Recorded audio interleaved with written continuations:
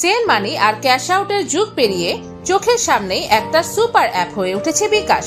মাত্র কয়েক বছর আগের সাথে আজকের বিকাশের সবচেয়ে বড় পার্থক্য হলো গ্রাহকের প্রয়োজন বুঝে নতুন নতুন এক্সপিরিয়েন্স নিয়ে আসা। এর ফলে বিকাশ এখন শুধু মানি ট্রানজ্যাকশন অ্যাপই নয়, ইউজারের লাইফস্টাইলের অনুষঙ্গ হিসেবেও পরিচিত।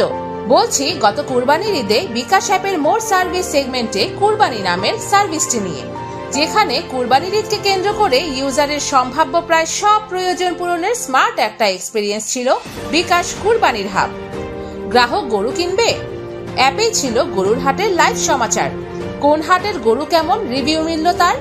কুরবানির হাট বসলো অ্যাপে আর পেমেন্ট হলো বিকাশে, সাথে কেনা গরুর হাসিল ক্যালকুলেশন আর হাট থেকে বাসায় গরু পরিবহনের ব্যবস্থাও হলো এই অ্যাপে। কি ছিল না এতে?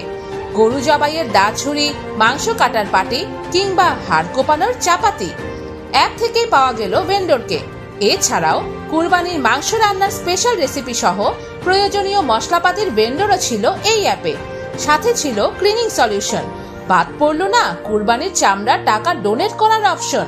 এই এক্সপেরিয়েন্স নিতে বিকাশ কুরবানির হাব ওয়েবসাইটে রিচ হয়েছিল 26 লক্ষ, আর অ্যাপের কুরবানি ক্যাম্পেইন সেগমেন্টে ভিজিট করেছিলেন 2,41,000 অ্যাপ ইউজার।